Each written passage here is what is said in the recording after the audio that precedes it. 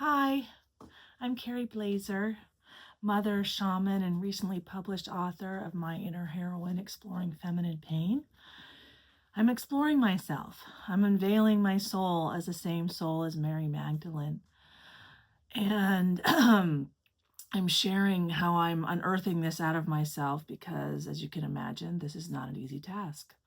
This is a challenge on high, but I'm up for it. There's a saying, God never gives you more than you can handle. But I would say my soul is my God, and my soul never gives me more than I can handle because my soul knows me the best. My soul knows where to push, where to pull, where to rest, where to act, because my soul plans my life for me based on my wounds. That's how it plans my life for self-improvement opportunities. And I'm going to quote Carl Jung, one does not become whole by cutting off a portion of one's being, but by the integration of the contraries. Without a thorn in one's flesh, there is no room for improvement, no room for growth. So the shame, the guilt, and the fear that we all experience is by design, because that, in those moments of darkness, is when we have opportunities to find self-belief, to find self-growth, to find the light, to find the diamond that was created by the coal, by the darkness inside of your subconscious, inside of your shadow. So today we're going to keep talking about the Cathars and who are the Cathars and the prophecy of Mary Magdalene by the Cathars. And they knew that true spirituality could not be dictated by a external authority, but was a path walked within. And that's exactly what I found. And so in exploring the Cathars, I have to explore my history. And let's look at this painting behind me. Where did I get that painting? That's from my mom. Where did my mom get that painting? Well, we lived in southern France, in the region of the Cathars, when I was between like 1 and 5. We lived right there. I went back there to reconnect with the energy in that space. That's one reason we were there. We also lived in Geneva. We lived in Toulouse, and then we lived in Geneva. And then we moved to Southern California. But I was born in Arizona, and I quote Charlie Kirk all the time, who lived in Scottsdale, Arizona, right where I was born. That Mary is a solution to toxic feminism. And today we're going to explore that too. So, yeah, I lived in France. The Cathars are from France. Mary Magdalene went to France about 12 years after Jesus was crucified, and she had a daughter there. She brought her daughter there about 12. There's a church there with a statue of her daughter named Sarah, meaning princess, because she was pregnant when Christ was killed. So I'm coming out strong, and I'm coming out swinging, because you are not taking my man again. I'll tell you that. No fucking way. No fucking way. So not in this lifetime. I spent 40 years. I didn't get to see him. I will see him, and I will interact with him. And you will not put him on a cross again. He is not bringing your salvation. Your salvation is inside of your heart, waiting for you to find it, because you're the only one capable, and you're the only one worthy. Have you ever heard the saying, no one's coming to save you? And when you realize that, that is the moment you found your self-belief. If there were a God, or if there is a God, why would that God want to take that self-belief from you? And be like, oh yeah, I gave it to you. That's arrogant. Why would a God want a soul not to be able to do it themselves? Why would it be like, oh, but you do it, you do it? No. Self-belief, self-confidence comes from within. Self-belief, self-love comes from within, not outside. But we're going to talk about that, okay? So let's get back to the Cathars in France, because they had a prophecy. And let's read about their prophecy. And I'm just starting to do this research, so I'm sharing it with you. But as I've said in other videos, I have a master's degree in East Asian religious studies from the University of California at Santa Barbara. And I also have my undergraduate degree there in Chinese and religious studies. I'm well educated. I'm an excellent researcher. But I went east and not west, but that will also make sense based on the teachings of the Cathars and Mary Magdalene. So I'm going to read you what, Google search is very helpful. The most prominent Cathar prophecy linked to Mary Magdalene is the declaration by the last Cathar leader, Guillaume Baptiste, in 1321. We shall return in 700 years when the laurel turns green again. This prophecy is interpreted to mean the Cathar ideals and the way of love associated with Mary Magdalene would be restored around the year 2021, signifying a spiritual return and a time of enlightenment. Enlightenment? Huh. I lived in Chinese Buddhist monasteries. I learned all about enlightenment from men. No one ever taught me that enlightenment is an emotion. Interesting, right? Interesting. And a lot of focus on enlightenment. Like the prophecy is seen by some as signaling a spiritual awakening or a return to the principles of love, enlightenment, and community that the Cathars and Mary Magdalene embodied. Community. Thank you, Charlie Kirk. All the prayer vigils, the return to the church. And right after he passed, I knew immediately that in his death, he could do more than in his life. And we are seeing that. And this is the way of the world. We are souls having a human experience. We are collective, creating balance together. And to create balance, our energy has to fluctuate between the lower vibrating emotions, shame, guilt, fear, and the higher vibrating emotions, love, compassion, and enlightenment. And if you want to know more about that, the map of consciousness created by Dr. David R. Hawkins, it's in my book. You can see how physicists have proven that we all have energy bodies. And all of our energy bodies, or our souls, emit different frequencies based on how we feel. That's how we communicate.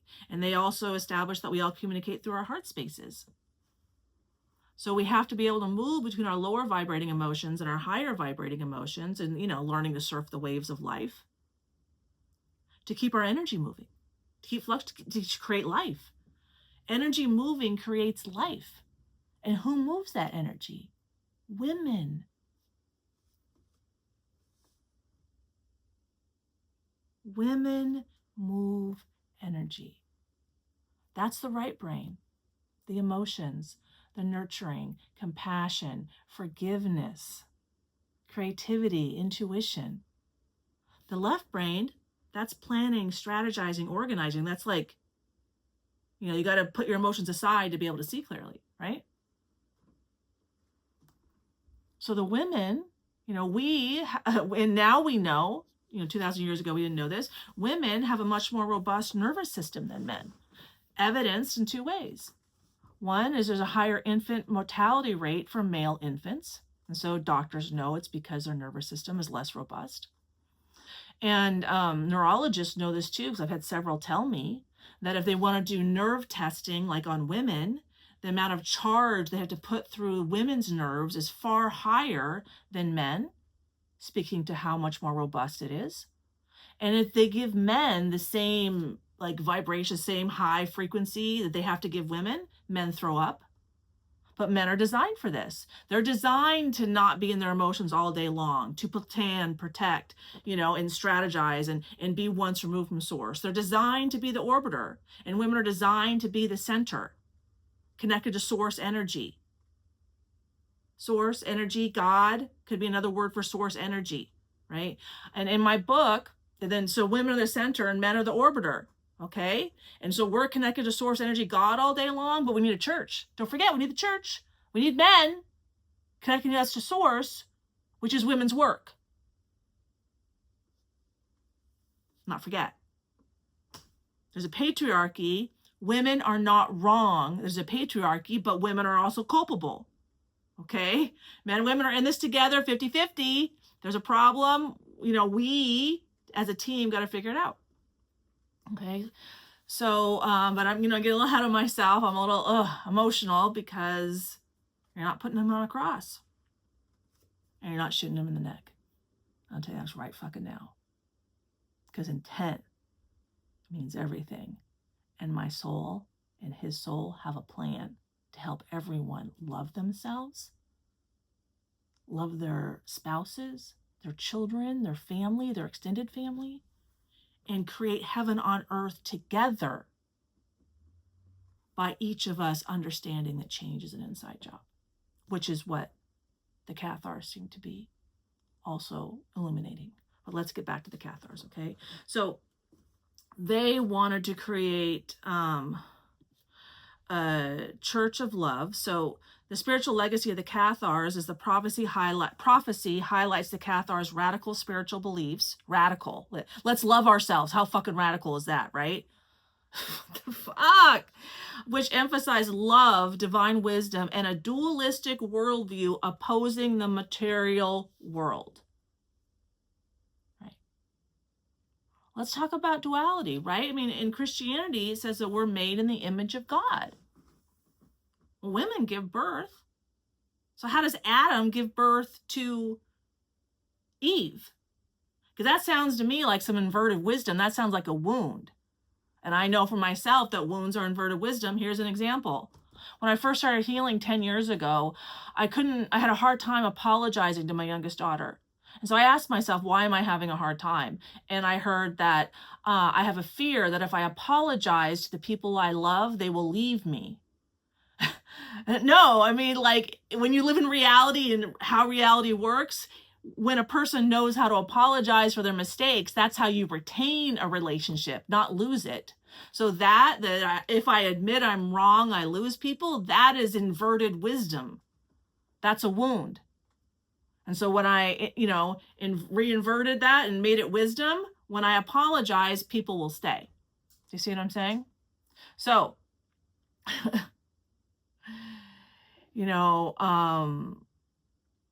yeah, it's the women are connected to source. Native Americans know this. I quote, I have a dedication in my book, a woman's highest calling is to connect a man to his soul so he can unite with source. Another word for source is God, but the church took that from women, right? And a man's highest calling is to protect a woman so she can walk the earth unharmed. So 2,000 years ago, my soul was fighting the same fight. And, speaking the same truth. And if you want to look at, the healing that's happened between me and JC, head of global security at GoDaddy, I now say that. You can look him up if you'd like to on LinkedIn. Show you his whole profile, okay? We grew up together. Met him when I was 5. So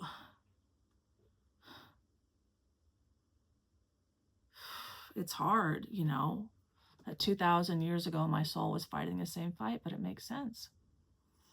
And 2,000 years ago, it wasn't time yet. We weren't ready yet as a collective of souls for these truths to come out. And they've come out in other ways, in other religions, in early Christianity, in the Gnostics. People talking about Christ consciousness, the revival of Mary Magdalene. My energy has been coming out. And so this prophecy of 2021, that this wisdom is coming back. Well, I was suppressing the wisdom inside myself. And I brought it back out of me on December 30th, 2020, when I used my voice with the first hero in my book. Now, I didn't know anything about Mary Magdalene then. I mean, yeah, I saw the Da Vinci Code, but I wasn't thinking Mary Magdalene.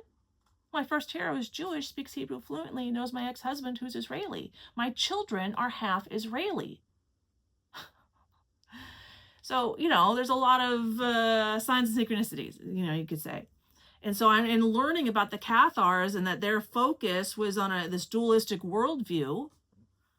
That was what my first enlightenment experience was about. But let's back up a second about enlightenment. So they're talking about enlightenment, and they were, trying to figure this out for the past, 2,000 years. Well, I have a master's degree in enlightenment. East Asian religious studies is, Buddhism, that's enlightenment. And no one ever taught me that it's an emotion. So again, it's like what I see with Christianity is they want to suppress femininity and claim connection to what they see as God to themselves. The same thing with Buddhism. They deny the dual nature of reality by not being celibate and leaving women when enlightenment is an emotion and women are the emotional center. So they want to take the enlightenment for themselves, which is another way they could call that God, exclude women, and then just claim it. So I see the same problem in Buddhism and Christianity, that women's work is being called, is taken into an institution and not being credited to women, and then we minimize and devalue women. And that's what I'm seeing. Growth from diversity. The prophecy suggests that this church of love will not be a single institution, but will grow from the collective efforts and cultures of people worldwide, like seeds planted and ignited by love. I mean, that's why I bring up the Native American Indians and the Cherokee proverb. They have wisdom. I mean, they were super connected to universal wisdom. And the West got super connected to universal knowledge, like, Einstein and Hawking's and all of our, developments. And now it's a time to bring that together. And the age of Aquarius started. I went to Sedona in December of 2020 for the winter solstice to help bring in the age of Aquarius, time of spiritual awakening, right before I talked to my first hero. All in that same timeline. And I'm here in I live in Ventura, California, where the Chumash Indians live, where there's a mission. And you could see in my branding photos, my older daughter was like, she was a photographer. Well, let's go up to the cross. Well, the cross represents Christianity and Native American. And I'm right here in that. And then in the fall of 2024, right after I reached out to JC for the first time in 40 years, one of the things I was told is that the Chumash have been preparing for the return of the divine feminine for 200 years. Well, recently I researched that. I'm like, oh, divine feminine, Chumash. Oh, there's an origin story. And in the 1820s, which were 2025, it's been 200 years. That's when the missionaries took the Chumash Indians off of Santa Cruz Island, is like a 26-mile island out here, and brought them to the mainland. So their origin story is that Hutash, their divine feminine, created a rainbow bridge, which is a bridge of light, which, healers, energy healers work with source energy, light energy. And that's how the Chumash people got brought over, and some that fell into the water became dolphins. And that's her origin story. That's how she gave them opportunities for growth. And what opportunities for growth for men is really hard. And I have experience with Andrew Tate, Justin Waller, 2 decorated fire academy instructors, JC, who's former FBI and is now an executive. Men who have a very traumatic childhood have a hard time opening their hearts to women because it's just so painful. And women are just screaming their pain at them, and then the men don't know what to do with it. So they just shut down. And because they shut down, they don't know how to lead women, so they do what they're successful at. They know how to have sex. They know how to open a woman's legs. And what kind of women? Damaged women. Because a woman who's healthy ain't spreading her legs for these kind of guys. Like, you tell me a healthy woman spreading her legs for Andrew Tate? Like, not fucking happening. Not happening. So these men that everyone wants, they think that's the holy grail, like a Justin Waller with all the money. He's got 3 families. He's not going to be home at night having dinner with your kids. That is not a husband that's going to bring a sense of healthy, emotional, physical stability to the household. And these are the men leading everything, and they don't come to women to solve their problems because women have just been, yelling and screaming their emotional pain at them. Like Justin Waller's mom has a YouTube channel where she complains about him, gives out her phone number so other people can call her so she can tape complaining about them and put another video on YouTube. I mean, that's fucked up beyond belief. So what do these men do? They go to each other. And that's what the church is in a lot of ways. Okay, you don't need to go to your wife for forgiveness. You can go confess your sins in the church, and then God will forgive you, and then you go along your way. What is that indicative of? Men who don't know how to hold space for true, healthy femininity. They couldn't figure it out, so they figured out a different way. We'll just take healing and connection to soul, your soul, and connection to what people call God or Christ consciousness, God within. Let's take that away from women because we don't know how to control them and they're hurting us, and we'll put it in the church. Same thing. I mean, it's like MGTOW and Mass. I mean, that's the way I see it. I'm just calling a fucking spade. And I'm, here alone in my house, experiencing enlightenment all the time, helping the collective align better with what's in our best interests. I mean, there's a way of things. 1 + 1 will always equal 2. So we know we don't technically need a church because morality is built in when we love ourselves. When self-love comes out and we project love out into the universe, that's what's shown back to us. The universe is a mirror. And that's, supported by our physiology with mirror neurons. It's explained by the laws of physics. So, and the Cathars, they believe in direct personal experience of the divine. And that's, enlightenment. When I experienced enlightenment the first time in March of 2024, I heard enlightenment. I'm like buzzing really high, like can't drink, eat, sleep, like what the fuck? In my garage, right? It was like it was so bad. I had holes in my walls. I could hear rats going up and down my fucking walls while I'm experiencing enlightenment. And my soul's the same soul of Mary Magdalene. You want to wonder what the fuck is wrong with the world right now? I had the same soul as Mary Magdalene, and it's such shit here that I had fucking rats in my walls. And I have a master's degree. And I was that messed up. Yeah. Okay. So yeah, I needed a personal experience with the divine, and that's when they told me this truth, which I will keep sharing, which I see as the path forward. When Charlie Kirk said Mary is the solution, ... to toxic feminism, but Mary is the solution. And he talked about the vessel. But let's lean on the Da Vinci Code a little bit here. Mary Magdalene was Jesus's vessel for his child. We are not born without having sex. Like, get a fucking clue. Live in reality. Ground, bitches. Seriously.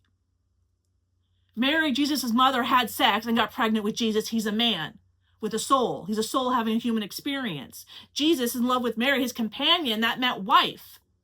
That was, Mary Magdalene was Jesus' wife. Of course they were having sex. Everyone's like, oh, Jesus was celibate. Oh my God. Shut the fuck up. Stop idolizing a man and making it difficult for everybody else to live a normal, healthy life. You say we're made in the image of God to remind us that our souls are made of the same material as the universe, which is God. Like, enough already. Fucking enough. Okay. Sorry, I'm a little upset. I'm getting it out. Thank you for listening. Okay, so, they knew that true spirituality could not be dictated by an external authority, but was a path walked within. And this is what I found within. Okay, so I'm in my garage, it's dark, rats in the walls, and I asked the universe, what do I need to focus on for my healing?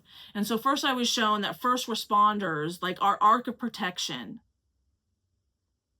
is broken because the mental health crisis there is profound. We all know first responders have a mental health crisis. I'm like, okay, they're messed up. I know that. I helped 2 decorated fire academy instructors.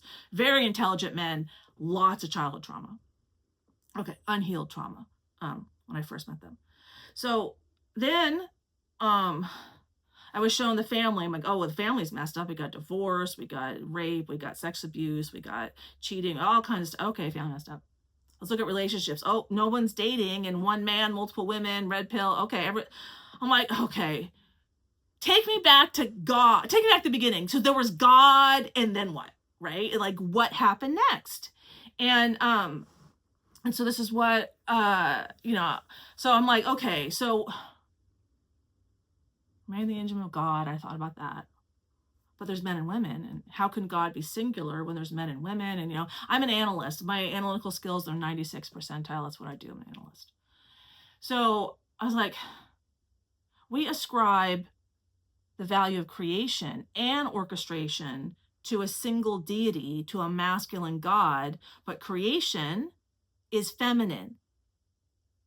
So we've given feminine value to a masculine accolade and wonder why women don't feel valued and why there's an imbalance called the patriarchy, where men feel like they're above us and we feel like we're below everybody. So, why? Because, women are hurt for a reason. They're not wrong that they're hurt. How do we solve it? A lot of women will have a problem with, but they just aren't aware yet. It's self-love. And when I found self-love, that's where I located my healthy femininity. I had repressed it my whole life. So So then I was like, okay, so I have to, when I value my ability to create human life, which I knew I didn't, because after my older daughter was born, I went right back to work and got bacterial pneumonia and almost died. I had spent 2 weeks on a ventilator, 5 days on 100% oxygen. I almost died because I didn't value that I had just created a beautiful, beautiful little girl. Didn't value my need to heal, that what I needed, money, money, money, money, money. That's all that came through my mind. We didn't have a plan. You know, we were messed up. You know, I have a beautiful daughter, you know, but we were messed up. These are my kids' work art behind me, my son, my older daughter, and my younger daughter. So that was my first enlightenment experience. And then I started applying it, you know, as I started integrating it into me, as I call it pinky toe healing, like all the layers of my being down to my pinky toe. I was like, well, right now, you know, men who feel that they're above, you know, the problem, like, okay, we're above, then the household, and then that legitimizes multiple cheating and not valuing her and not making time for her. I'm not saying that all men are like that, but it does, you know, to men who are out of balance, that all gets validated.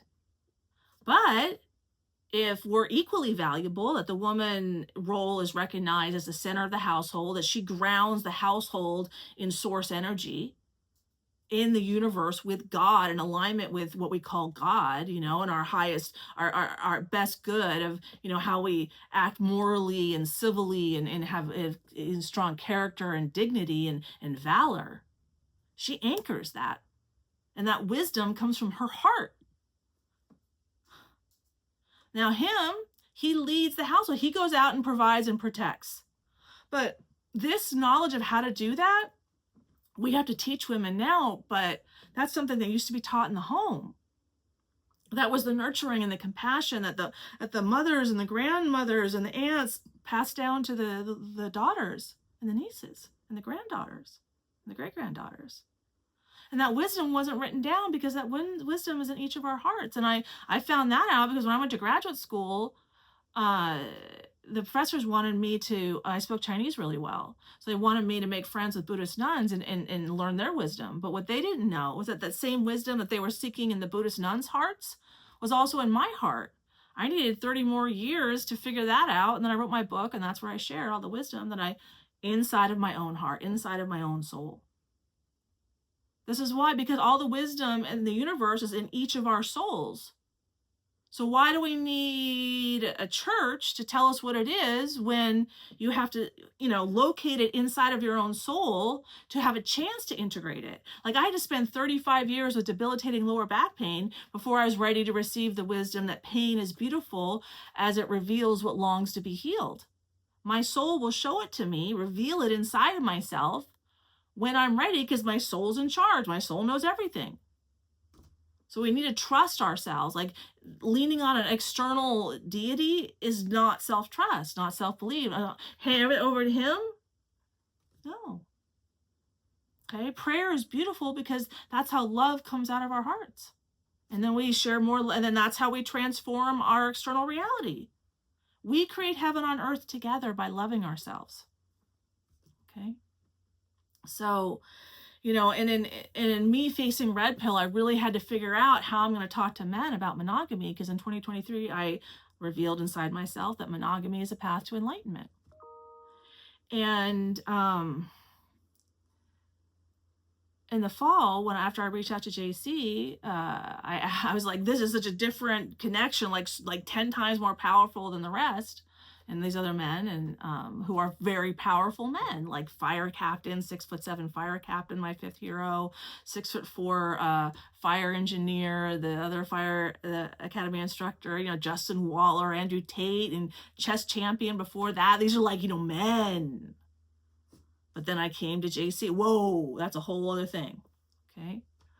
So I asked the universe how masculine and feminine souls are created. And this is what I was told, is that we were initially a soul with both masculine and feminine qualities. But then to expand our consciousness and our awareness, we needed to split so that we could see ourselves and experience ourselves so we could grow more. and reproduce. So, on Earth, reproduce on Earth. So, I was told that the intent to create the masculine soul creates the feminine soul. And the feminine soul tears out half of her heart chakra to create the masculine soul. So that makes sense that women are source energy, because he is born of me. I am not born of him, like the Adam and Eve story. That's a metaphor for love. She's born of my rib, like, her head is here. That's love coming out of his heart. Like, let's all be like, reasonable here. We know how people are born. 2,000 years ago, stories passed down, like, the telephone experiment. You could have 5 people, and in between those 5 people, the story will change. Like, let's be grounded in reality. And if we're still arguing what men and women are, how really spiritually advanced can we be? Let's all be open to new wisdom that we haven't found inside ourselves. Things didn't end in 2,000 years ago. That's stagnant. That's not moving, flowing energy. And we all know laws of physics. Energy has to move to create life. So let's create some more life inside of spirituality. But and in kind of using that to explain to JC, because I was talking to him and kind of working out of my own wounds, and I don't know what's going on in his life, but the men I face all had multiple women, but I haven't talked to him yet, and we had a very traumatic childhood together, and I understand why he hasn't called me yet. It's not time yet. So, explain to men, why do they not deserve multiple women when they have millions of dollars? How do I explain that to these men, which has been partly my job? Like, I want to know, how can I justify and help myself understand how valuable I am, and that my ability to create human life, and also how femininity fuels masculinity. And so my soul tore out half of its heart chakra to create you, because you're the perfect man to provide and protect for me. When I reached out to JC in the fall of 2024, I turned around and he's former FBI assistant special agent in charge and head of global security at GoDaddy. I'm like, he's got the FBI and internet security in his pocket? That's a one-man wrecking show. That works. Thank you. I feel safe. Because, facing men like the fire department and Andrew Tate and Justin Waller, and that's not easy. That's not easy. And I'm one woman, but one woman who found her voice. And where was my voice forged? Inside of my pain, inside of my shadow, inside of my subconscious, where we all find more self-belief and more self-confidence. Like, if you fall down, that's the time where you find more self-belief. Not, oh, I'm at the top of the mountain, I need more self-belief. No, you're enjoying that you got to the top of the mountain. More self-belief, more self-love, more self-confidence is found in the valley of darkness, in your shadow, in your subconscious. So we all have to learn how to go in there. And my book, it will, teaches that and supports that.